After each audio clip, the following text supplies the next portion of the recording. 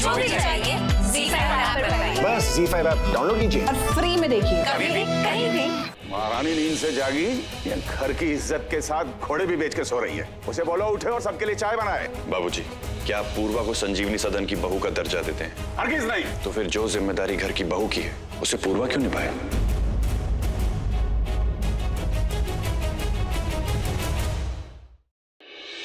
ताला रसोई घर के दरवाजे पर नहीं, तुम सबकी अक्ल पर पड़ा है। अरे दिखाई नहीं दे रहा कि पूर्वा अपनी जगह पर सही है और जो रमेश चाहता है वो सरासर गलत है।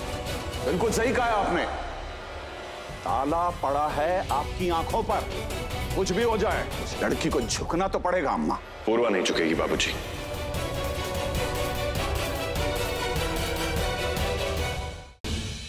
बचपन से लेकर आज तक हमारे बीच में सिर्फ सौदा ही हुआ है। आज मैं आपके साथ एक और सौदा करना चाहता हूँ। कैसा सौदा? संजू के अगले एग्जाम्स तक मैं उसे पढ़ाऊंगा और मैं वादा करता हूँ कि वो एग्जाम्स में अच्छे नंबर से पास होगा। लेकिन अगर तू अपना वादा पूरा ना कर पाया तो अस्पताल में अंगूठियों और रत्नों की दुकान खोलेगी। अगर मैं अपना दिया हुआ वादा पूरा नहीं कर पाया तो अस्पताल में जैसा आप चाहेंगे वैसा ही होगा।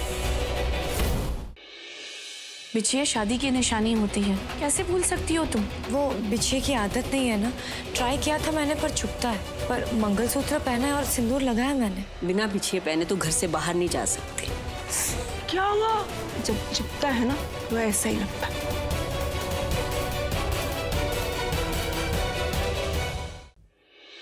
तू बन जा गली बनारस की, मैं शाम तलक भटकूं तुझ में। तेरी बातें चटपट चाट सी है, तेरी आंखें गंगा घाट सी है। मैं घाट किनारे सो जाऊं, फिर सुबह सुबह जागूं तुझ में। तू बन जा गली बनारस की, मैं शाम तलक भटकूं तुझ में। ये बर्तन की आवाज कैसी? और तेरे हाथ में क्या? दिखा मुझे। ये ना इसमें बकरे वाला मटन था, आपने हाथ क्यों लगाया? कौन लाया इसे घर में? तेरे दादाजी ने दिल से तेरे लिए मन्नत मांगी थी। तूने अपने दादा दादी दोनों का दिल दुखाया है आज। उनके इस पवित्र घर को तूने अपवित्र कर दिया।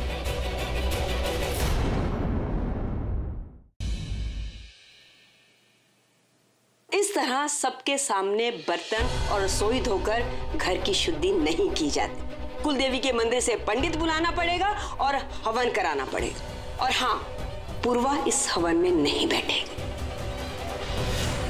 जीजी क्या चल रहा है?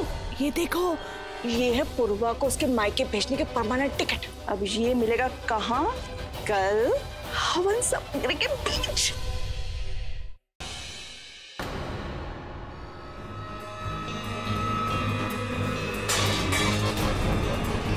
अरे पागल हो गई है क्या तू? कल जो तेरे पाप की शुद्धि के लिए हवन कराना था उसी सामान में डब्बा डाल के दोबारा शुद्ध कर दिया उसे। मैं अपने घर वापस जा रही हूँ। घर छोड़कर जाने का तेरा ये आखिरी फैसला है? घर की शांति के लिए यही बेस्ट है।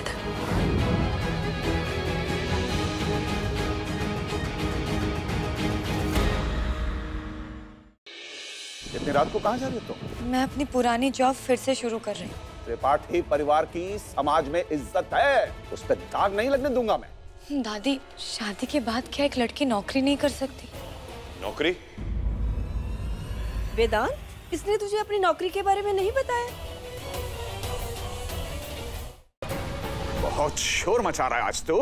क्या कहा आपने दादी से? जवाब दीजिए। बेटा मेरी बात सुन, अभी तू शांत हो जा। बीच में आके आप हर बारी बात संभाल लेती दादी, पर आज मैं इनसे बात कर रहा हूं। आपने मेरी दादी का अपमान किया। रहने दे बेटा। अगर अपनी बात होती ना दादी तो रहने देता, लेकिन आज बात आपकी है, इसलिए आप बाप और बेटे के बीच में मत आइए। बाप बेटा? तू है कौन? तेरी औकात क्या है? मां है मेरी और मैं उसका बेटा। खून का रिश्ता है, सड़क से उठाया हुआ कचरा नहीं।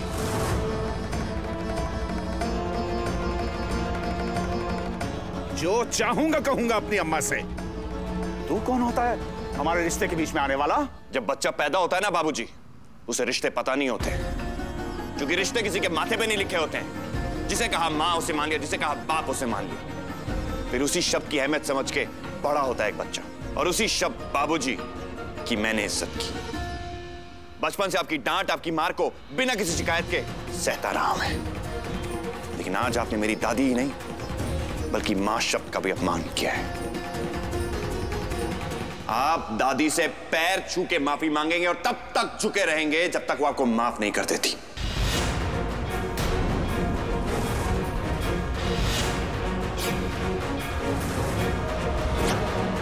ओह, तू हुक्म दे रहा मुझे?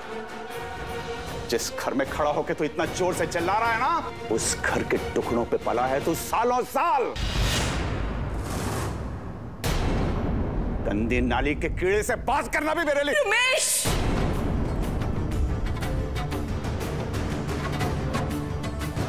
अम्मा बोलने दो मुझे, सच बोलने दो। शहर का इतना अच्छा डॉक्टर अगर हमारे घर से इसका नाम ना जोड़ा होता तो कौन पूछता इसे? एक अनाथ को जरूरत से ज्यादा भीख मिल जाए तो आवाज इस तरह ऊंची हो जाती है। अगर खुददारी इतनी फूट रही है तो सामान पैक करके जाते क्यों नहीं? क्यों बेशर्म बन के यहां पड़े रहते हैं?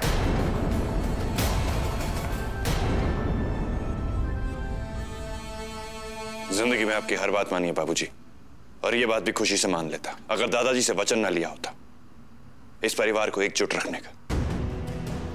बेवकूफ किसी और को बनाना, मुझे अच्छे से पता है तेरी औकात। ये जो नाटक किया है तूने, ये इसलिए ना कि इस लड़की को मैं पैसे वापस दे दूं। एक मुफ्तखोर कम था घर में जो दूसरी को उठा लाया है ताकि हमारी जिंदगी नरक बना दे। बाबूजी, पूर्वा मेरी पत्नी है और उसके बारे में आप इज्जत से बात करें।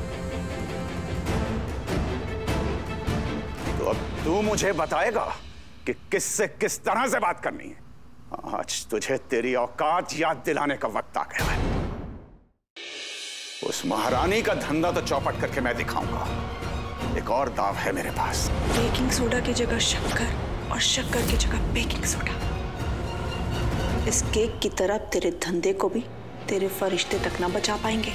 उस लड़की के साथ साथ उस गुदड़े लाल को भी जेल ना भिजवाया तो मेरा नाम रमेश गंगाधर त्रिपाठी नहीं। जी मैं पूर्वा।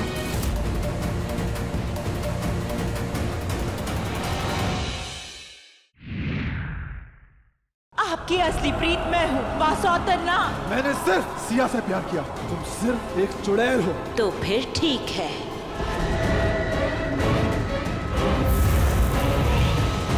मारे और मारे राणा सा के मिलन का रास्ता, थारे मौत से होके गुजरेगा कुंवर सा। कितना प्यार है ना आपको मोनिशा से, तो करण से उसकी शादी क्यों तोड़ रहे हैं?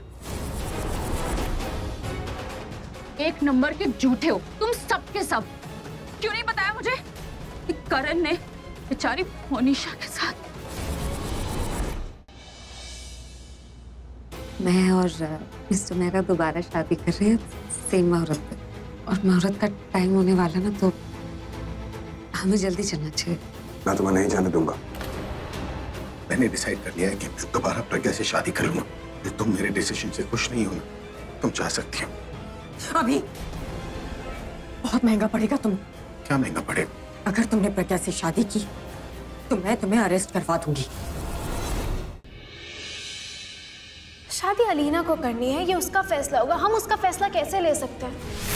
ये उसके साथ नाइंसाफी नहीं होगी। तुम लव मैरिजेस के बारे में बात कर रही हो? हम अपनी छोटी बहन, हम उसके साथ नाइंसाफी होने देंगे? हमारे माँ बाप हमारी जिंदगी का हर फैसला लेते हैं, रिश्ते उनके नाते से ही तय होती है ना। अब ये नए जमाने के लोग ना तहजीब का मजाक बना के रख रहे हैं और कुछ नहीं हो रहा है। लव मैरिजेस के नाम पर नामहरम लोगों से नजदीकियां बढ़ाने के चलन से ना हमें घिन आती है, नफरत है हमें।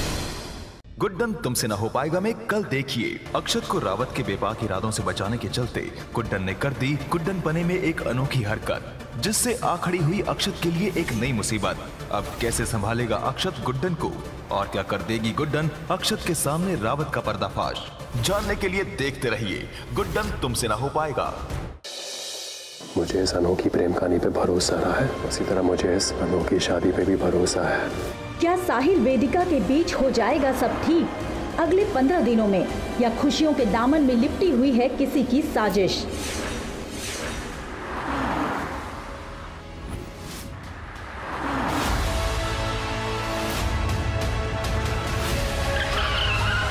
देखिए आपके आ जाने से की अगली कड़ी में। ये देखो, ऐसे पुलिस वालों को तो चप्पलों से मारने चाहिए। इनकी वजह से हमारी बहू बेटियों की इज्जत खतरे में पड़ती है। मारो इनको।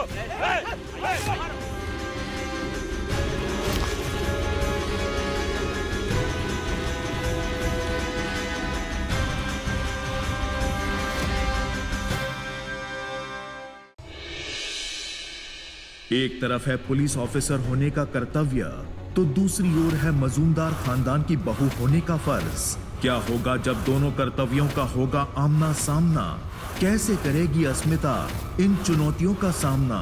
जानने के लिए देखते रहिए ये तेरी गलियां, सोमवार से शुक्रवार शाम 7 बजे।